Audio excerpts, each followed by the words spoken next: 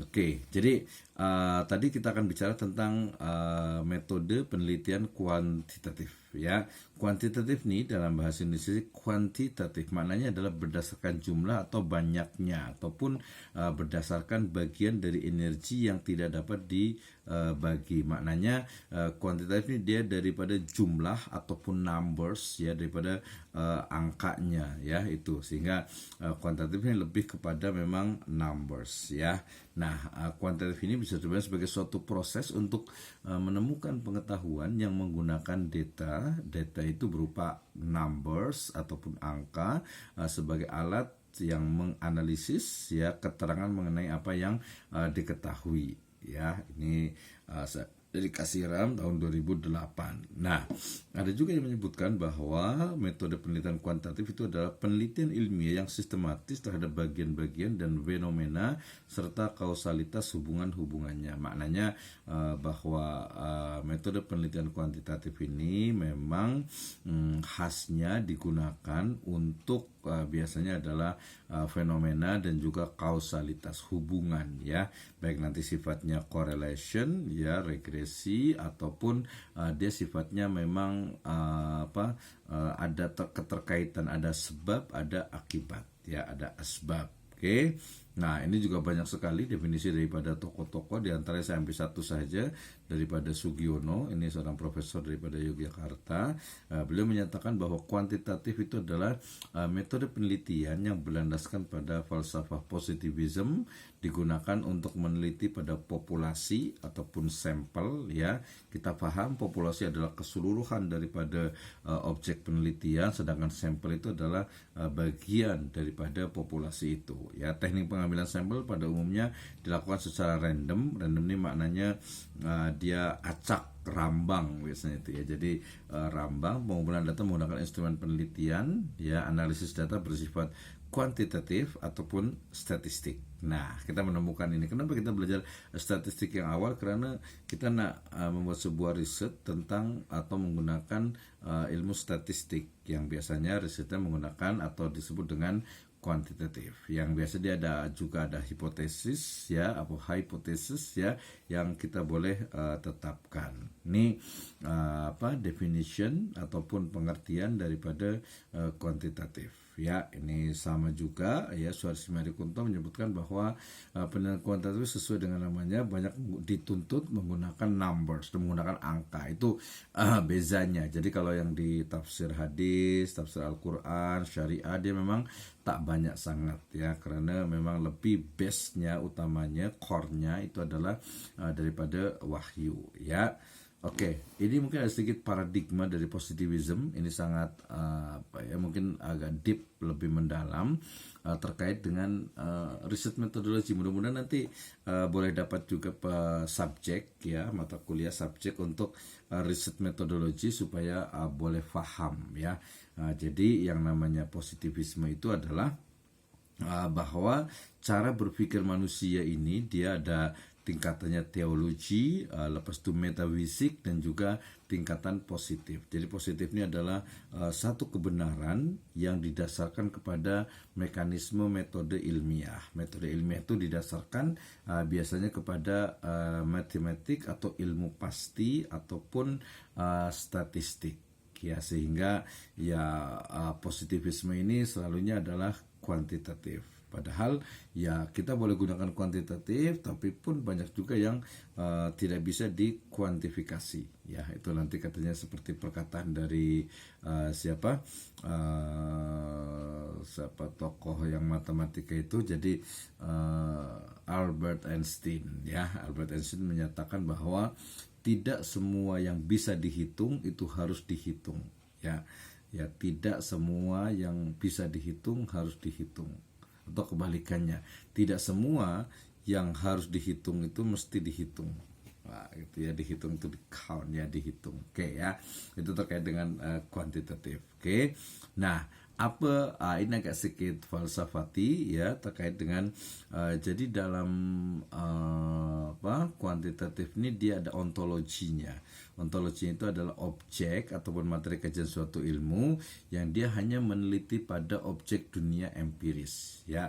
maknanya bahwa kuantitatif itu ya memang yang nampak, yang ada, yang empirik ya. Adapun sesuatu yang sifatnya spirituality atau mungkin keyakinan, akidah, aturan din, agama, dia tidak masuk ke dalam kajian dari kuantitatif ya, kecuali mungkin nanti di kuantifikasi mungkin boleh, macam apa sih sebenarnya standar daripada orang soleh gitu ya, orang soleh ataupun solehah, pelajar yang soleh ataupun solehah, sebenarnya di apa standarnya. Maka kita boleh jawab kualitatif bisa jawabannya. Tapi kalau kita kuantifikasi berarti kita boleh berarti yang soleh itu adalah yang misal dia selalu sholat ya, yang akhwat yang perempuan memakai hijab gitu ya, kemudian dia selalunya banyak melakukan hal-hal kebaikan. Sebutkan tuh satu-satu kewajiban-kewajiban yang utama, baru nanti ditambah dengan sunnah-sunnahnya. Itu boleh kita kuantifikasi ya. Ini ontologinya. Jadi yang dipelajari adalah kalau dalam kuantitatif itu dia hanya dunia empiris ya, itu yang pertama ya. Yang kedua secara epistemologi, bahwa metode yang ditempuh dalam proses kebenaran pengetahuan yang koheren atau konsisten ya. Jadi dia cara memperoleh kebenarannya itu ini filsafat ilmu ya. Jadi dia macam mana kita boleh mendapatkan kebenaran. Kalau dalam tadi kuantitatif ataupun positivism, dia sesuai kebenaran pengetahuan itu yang koheren dan konsisten. Artinya boleh di count, boleh dihitung dengan angka, sehingga nanti terkait dengan akhlak, terkait dengan apalagi syariah itu tidak boleh ya, atau tak boleh dilakukan di kuantitatif ini ya. Aksiologinya adalah sistem nilai suatu ilmu secara filosofis, yaitu kuantitatif menjunjung tinggi nilai keilmuan yang objektif, berlaku secara umum, dan mengesampingkan hal-hal yang bersifat spesifik ya. Maknanya bahwa sifatnya dia memang generalize ya, mengeneralkan daripada sesuatu yang umum. Kenapa? Karena memang sifatnya itu dia daripada sampling yang ada, lepas itu kemudian kita boleh jadikan satu kesimpulan ya, sehingga kemudian ini berbeza dengan yang kualitatif ya. Dengan yang kualitatif dia akan sangat berbeda. Oke, kita lanjutkan ya. Selanjutnya ini dari sisi ontologi, epistemologi, dan juga aksiologi ya. Selanjutnya adalah ini tentang paradigm, agak menyimpang, tapi bila kita cakap pasal statistik pun karena dia adalah positivism, tetap saja dia mesti ada kajian paradigm atau paradigma ya. Paradigm ini sebenarnya cara berpikir.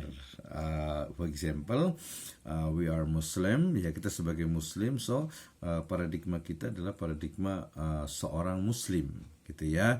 Ya ayyuhalladzina amanu atiullaha wa atiur rasul wa ulil amri minkum. Itu adalah paradigma dari seorang muslim, yaitu taat kepada Allah, taat kepada Rasul, dan juga ulil amri di antara kita ya, para pemimpin kita. Itu adalah paradigma cara berpikirnya seorang muslim. Nah, kalau terkait dengan tadi positivisme, tentu saja tadi sebuah kebenaran adalah yang empiris, yang nampak, yang kelihatan, yang memang bisa dibuktikan ya secara empirik, secara menggunakan panca indera. Nah, sesuatu yang tidak dirasa ataupun tidak bisa diindrai, paham ya, panca indera itu sesuatu yang tidak bisa diindrai, maka dia tidak masuk ke dalam atau tidak bisa dijadikan standar sebuah kebenaran menurut positivisme ini. Sedangkan dalam Islam ya banyak sekali hal yang sifatnya itu dia tidak bisa diindrai ya, adanya malaikat, adanya jin, adanya misalnya surga, neraka, azab kubur dan sebagainya, semuanya sifatnya itu adalah keimanan gitu, sehingga ya tidak dia tak boleh dibuktikan sekarang gitu. Mungkin ada orang-orang tertentu gitu ya, mungkin ada satu kejadian tertentu, tapi secara general tidak boleh, dia tidak bisa kalau bahasa Indonesianya itu ya. Ini banyak sekali tentang paradigm ya, baik itu secara ontologi, epistemologinya ataupun pertanyaan-pertanyaan ini banyak sekali. Nah ini ketika kita cakap pasal agak sedikit serius nih ya, tentang positivism, tentang ontologinya, epistemologi dan juga aksiologinya, ini apa yang disebut dengan positivism yang melahirkan kuantitatif dan juga ilmu statistik. Oke, kita lewat saja langsung ke sini ya. Jadi karakter daripada penelitian kuantitatif ini dia ada jadi instrumen ini dia tools ya untuk mengambil atau menggrab ya data ya. Tadi untuk disebut dengan to grab ataupun to collect ya, to gather the data ya. Jadi dia menggunakan toolnya, instrumennya, English ya, instrumennya itu adalah questionnaire. Jadi ada pernyataan-pernyataan yang mesti dijawab oleh objek daripada penelitian. Itu yang pertama ya. Yang kedua dari karakternya adalah tidak banyak memberi peluang bagi flexibility, masukan imajinatif dan refleksitas atau refleksiti ya. Jadi dalam kuantitatif ini ya memang apa adanya, macam apa yang dijawab daripada responden itu yang dianggap sebagai sebuah kebenaran ya. Makanya nanti dari sisi pernyataan itu mesti betul-betul dia memang valid ya. Karena itu ada nanti uji validity, kemudian juga ada uji reliability. Wah, itu dalam kuantitatif ya. Kalau tak biasa tak apa, yang penting pernah dengar ya. Oke, oh itu ada statistik, itunya apa? Statistik itu ketika belajar tuh di college ataupun di university ini adalah manfaatnya untuk riset, untuk penelitian, untuk pengkajian. Nah, masa pengkajian nih kalau dia guna kuantitatif nih dia mesti betul-betul memang apa yang ada daripada jawaban daripada narasumber yang ada di kuesioner, dan sifatnya pun dia ya. Kenapa? Karena dia diambil daripada sampling, tidak secara keseluruhan. Tadi ada yang disebut dengan survei ya. Survei itu ya kita survei, melihat, menengok daripada apa yang ada di masyarakat melalui tadi instrumennya adalah kuesioner ya. Sehingga kuantitatif ini masalahnya ini dia lebih general, lebih umum, dan wilayahnya bisa lebih luas ya, tapi tingkat variasi yang juga dia cukup kompleks ya. Nah, pembahasan lebih pada permukaan ataupun tidak mendalam gitu ya. Misal nih ya, ini agak sedikit ini, misalnya saya nak tahu pasal Ustaz Dr. Saifuddin pernah cakap bahwa Muslim di Singapura adalah Muslim yang paling berbahagia. Ya ini lepaslah apa itu masing-masing ya, subjektif. Tapi kalau saya nak buktikan, saya berarti kena buat survei di Singapura ya. Nah, terlalu banyak sangat lah Muslim di Singapura ini, banyak ya. Tak mungkin saya ambil satu-satu, saya hantar macam question atau apa, tak mungkin. Saya ambil samplingnya sahaja 1, 2, 3, 4, 5, 6, 7, 8 sampai mungkin dalam 100. Nah, dari 100 ini kemudian saya buat pernyataannya di sana, mereka akan jawab, kemudian lepas itu saya ambil daripada mereka, lepas itu saya akan tengok daripada apa jawaban-jawaban mereka. Nah, bila jawaban itu betul, kemudian saya katakan oke, betul bahwasanya sampling daripada riset saya di populasi ini menyatakan bahwa mereka bahagia, mereka tak ada masalah, mereka macam bersyukur dengan apa yang berlaku di Singapura. Oke, berarti dah betul ya, walaupun dia hanya 100 orang sahaja yang representatif, mewakili daripada masyarakat Muslim Singapura. Oke ya, itu contoh saja supaya kita boleh membuat sebuah riset ya. Kemudian di sini juga pembahasan lebih pada permukaan dan tidak mendalam, memang karena tidak keseluruhan, kecuali kita batasi. Oke, saya hanya ingin tahu satu madrasah ataupun satu university gitu ya, ataupun satu community di satu wilayah misalnya. Dia bisa boleh lebih mendalam. Wah, ini agak kecil-kecil ya. Ini karakternya sangat banyak sekali, dari mulai deduktif, logik, kemudian juga ada prosedur, ada lagi tujuan, subjek, collecting data ataupun gather the data, kemudian penghitungan angka dengan kuantifikasi dengan datanya, kemudian juga analisis data yang sudah terkumpul, kemudian teknik statistik tentu saja, kemudian juga hasil penelitian boleh prediksi lepas dari konteks wahyu dan situasi, serta juga kuantitatif dengan statistik ini itu disebut dengan metode ataupun penelitian ilmiah. Kalau kualitatif penelitian alamiah. Jadi berbeza ya. Nah, metode ilmiah, mungkin tadi saya selalu cakap metode ilmiah. Metode ilmiah apa sebenarnya makna dari metode ilmiah? Oke, metode ilmiah itu adalah kerangka berpikir atau kerangka pemikiran yang bersifat logis dengan argumentasi yang bersifat konsisten dengan pengetahuan sebelumnya yang telah berhasil disusun. Jadi ada teori, kemudian dialogis, argumentatif, kemudian konsisten. Jadi macam ada satu kebenaran, misalnya bahwa misalnya seorang anak nih dia akan banyak dipengaruhi oleh ibu bapaknya, ya, atau mungkin dipengaruhi oleh teman-temannya, ya, kawan-kawan dia di sekolah atau mungkin di tetangga jiran-jiran mereka, ya. Nah, kemudian juga Anda menjabarkan hipotesis yang merupakan deduksi dari kerangka pemikiran tersebut. Jadi kalau kualitatif itu mencari teori, kalau kuantitatif itu membuktikan sebuah teori, ya. Biasanya selalu ada hipotesis untuk menguji kebenaran pernyataan secara faktual. Nanti kalau tak paham boleh tanya, saya sangat insya Allah boleh jawab sama-sama ya, discuss ya. Nah, ini cara untuk membuat sebuah penelitian kuantitatif. Ini penting menurut saya. Ini sama dengan macam kita membuat tesis ya.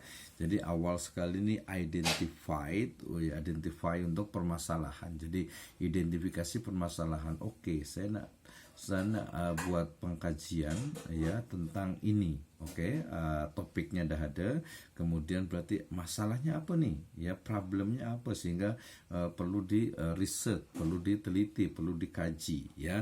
Yang kedua ada studi literatur or literatur review. Maknanya kita pun kena mencari riset sebelumnya yang mungkin kita dah maknanya itu orang lain dah buat. Ya, ini kita boleh tengok daripada tesis, kemudian juga skripsi ataupun disertasi, ataupun juga daripada jurnal ilmiah yang biasanya sekarang ini dah banyak sangat di internet gitu ya. Di satu inilah, bukan internet biasa, tapi dia memang official website daripada jurnal ya. Kemudian setelah adanya literatur review adalah pengembangan kerangka konsep atau kita sebut dengan kerangka teori. Jadi bila kita menyelesaikan satu problem, apa nih supaya penyelesaian itu memang betul-betul boleh dipertanggungjawabkan. So dia menggunakan metode ilmiah, kemudian kerangka nih macam framework ya, cara berpikir ya, cara berpikir, kerangka macam mana apa sahaja yang akan dibahas, kemudian identifikasi dan definisi variabel, hipotesis, dan juga pertanyaan penelitian atau pernyataan penelitian ya. Kemudian pengembangan desain penelitian, teknik sampling. Jadi tadi bila kita nak ambil sampel nih macam mana, apakah random sampling, purposive sampling, atau mungkin accident sampling ya. Dan pengumpulan dan kuantifikasi data ini berarti bila kita dah dapatkan, so kita kena olah, kita kena manage ya, kita kena atur daripada data yang dah ditemukan, pengumpulan, kemudian analisis data, biasa menggunakan SPSS, ataupun bila yang nak simple boleh menggunakan Microsoft Excel ya. Tadi yang agak lebih rumit gunakan SPSS, kemudian boleh pakai Views juga, boleh juga pakai Listrel, dan juga beberapa software untuk statistik ya. Ini proses penelitian di kuantitatif. Nah, ini yang tadi saya cakap, ada experimental research, kemudian ada correlation research, kemudian causal comparative design, kemudian survey research design. Nah, ya, ini penting sekali nih.